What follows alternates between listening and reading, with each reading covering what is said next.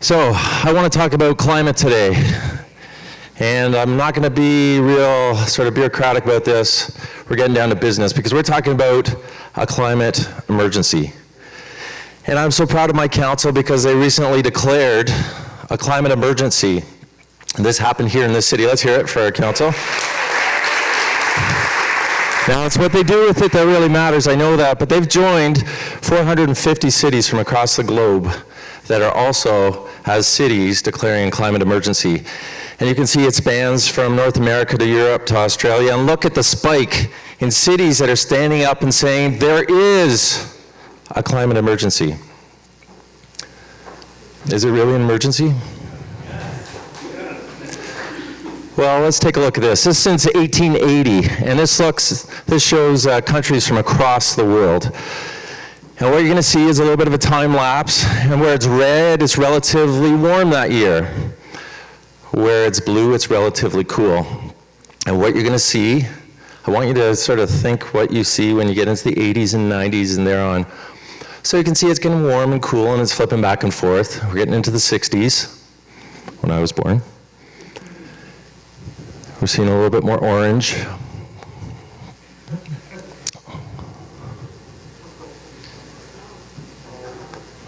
This is happening, folks. Oops. 18 of the warmest years on record globally have been 18 of the 19 warmest years on record have occurred since 2001. Since 1948, and these are not minus temperatures or dashes, but since 1948, the world has warmed by 0.8. Look at what's happening with Canada, over twice the rate, and in our northern regions, 2.3%, or 2.3 degrees since 1948. Look at greenhouse gases. This is going back 400,000 years, and look what's happening with greenhouse gases in this period here since 1950, and then up to the current levels. This is real. We're talking about sea ice in the Arctic. We're losing 13% per decade. Look at 286 gigatons per year of the Greenland ice sheet disappearing. And it goes on in Antarctica, glaciers from across the world. Our permafrost actually represents about a quarter of our northern hemisphere. And it is thawing much, much faster than expected. In fact, the scientists studying this just came out last week, are saying that their equipment is disappearing. They're setting it up in forests, they're coming back into the lake. And this is releasing huge greenhouse gases as lands slump and that permafrost is melting the ice underneath it. So who cares? Well, you tend to have to describe how it's going to affect people before people really care. And I want to talk a little bit about some of these things, like extreme windstorms and downpours. This is Mozambique. 1,000 people died in this storm about a month and a half ago from a cyclone. And this happened about 2 weeks ago. Second most severe storm in Mozambique, just about a month after that first one that I showed you. Well, it's happening here at home as well. Look at this. Look at our Fanshawe Dam. This is in the year 2000. 1 month of rain. 1 month of rain fell in 2 hours. With rising sea levels, look what's happening. We're losing shoreline. With 1 meter of sea level rise, this is what would happen to Amsterdam.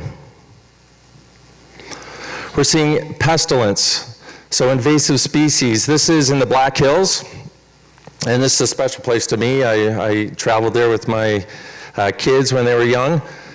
It is being ravaged by a beetle. This beetle's come in due to climate change. Government costs.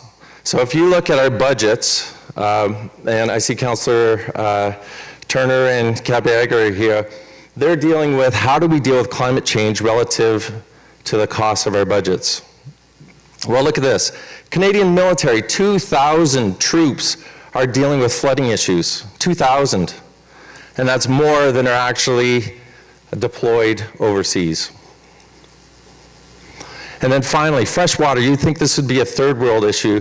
This is happening right here in North America. Lake Mead, which is the largest reservoir in the United States, it's supplying water across California, Arizona. Look what's happening to the level of that water in that reservoir over time. And it looks like that. So these are significant issues. This is happening right now. And there's many more. There's food, there's our economy, there's our ecosystem, food chains, our health, even our lives, all at stake. And I think the problem's clear. Who knows who this guy is? Yell it out. Al Gore. He said it way back in 2006. Inconvenient truth. So what does an emergency look like? Who knows what this is? That's the Night King, Game of Thrones. What does an emergency look like? It looks like this. There's fear, there's panic, there's concern for people.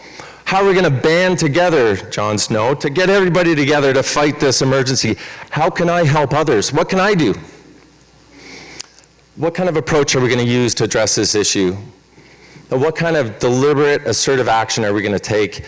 And it's an emergency, whatever it takes. That's what you see. That's the language of an emergency. What am I seeing in my job? I'm only one person. I hear people saying, what can I do? It really doesn't matter what I do because it's such a big issue. I can't spare the time. None of my friends are doing anything on this. I can't do anything.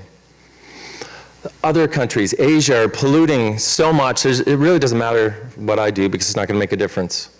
There's nothing I can do about it. It's not my job anyway, and this is someone else's fault. And don't worry, technology is going to fix it all. We're going to be okay in the end.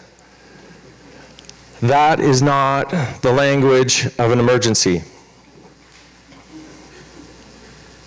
That's true. So why aren't we acting like it's an emergency? I'm going to show you a simple little economic diagram. The commons, carrying capacity of 4 cows. This is like a pasture. Everybody shares to graze their cows.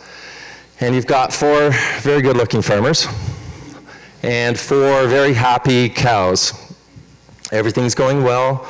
They're grazing their cows. And then Farmer Red decides, you know what? I know that the cows are going to be a little skinnier. That's okay, because I get 2 cows. And it's in my interest to add another cow. And Farmer Orange says, well, I'm going to do that too. That looks like a great idea. And Farmer Purple says, my cow's getting so skinny, I've got to add another cow. And then finally, Farmer Blue says, yeah, just to hang on, I've got to add another cow. Carrying capacity of 4 cows, what happens? That happens to the commons. The whole thing collapses, and no cows can survive on it.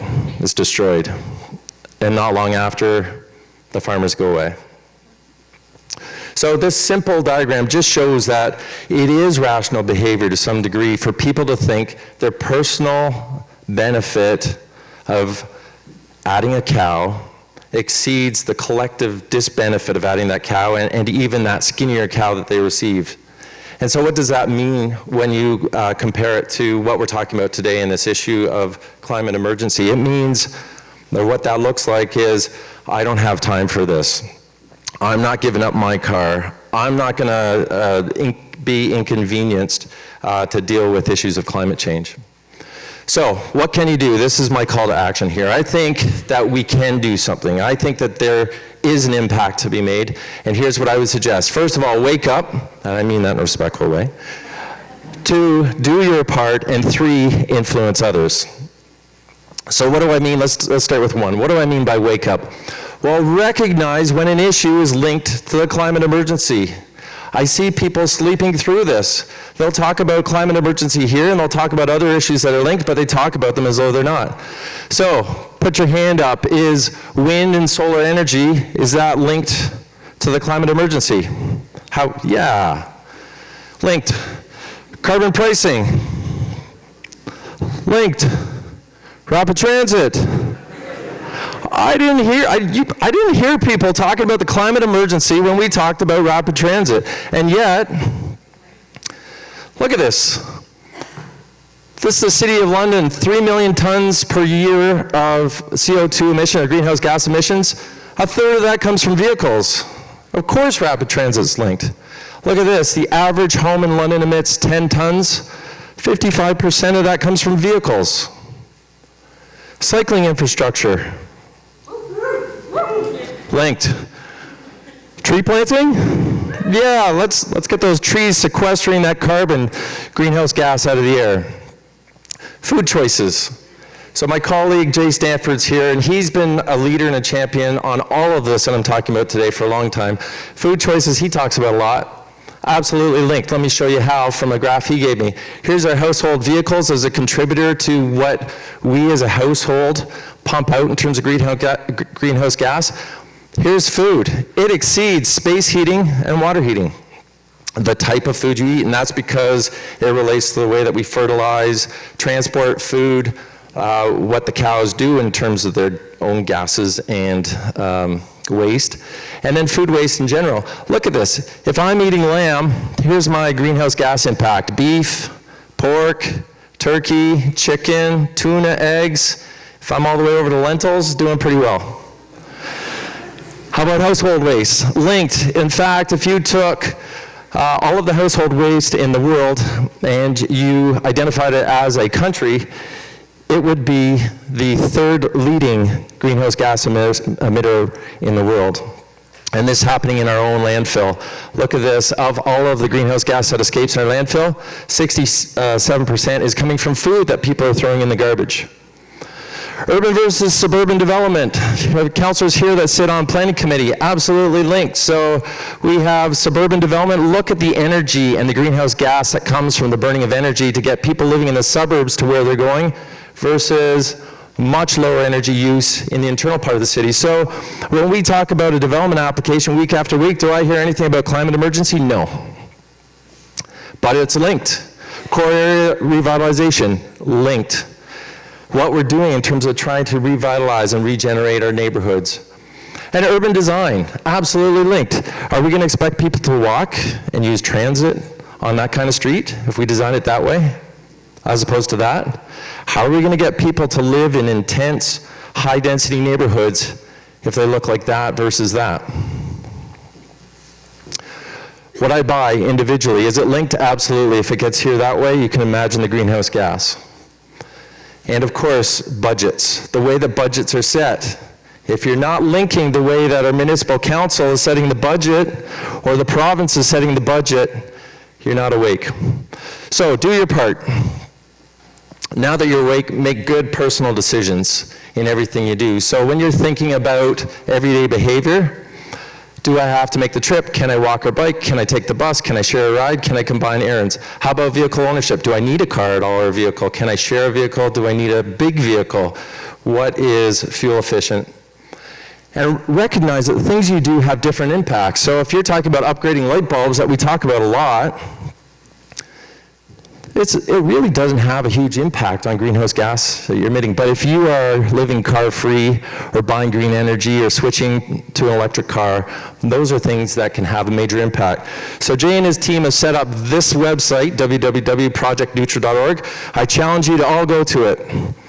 You will be asked a series of questions, and out will pop your greenhouse gas impact. And I did mine, and I'm embarrassed. This is me, 23.8 tons that I produce based on how I answer the questions. And this is the average. I'm slightly below the city average, but I'm way above the top 30% in our city. So take a look, make sure you're doing your part. And finally, to summarize, or to finish, influence others. So I'm talking to a lot of converted here, I recognize that. But it's not just good enough to do your part. It's really important to get uncomfortable.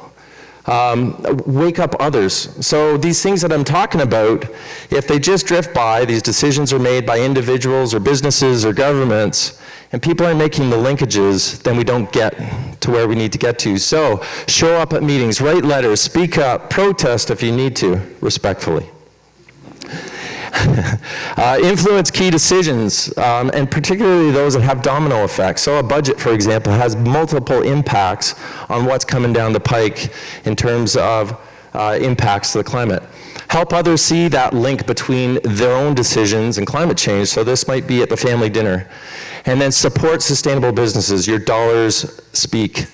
become a champion and inspire others. So go out there tomorrow if you see something or someone doing something that you might be able to respectfully make a difference and encourage somebody to behave or change their behavior, do it. And then finally, I ask you this question: has an individual ever had so much opportunity to influence others? We see it through these kind of medium. We can communicate with the world now. We can gain traction in many different ways.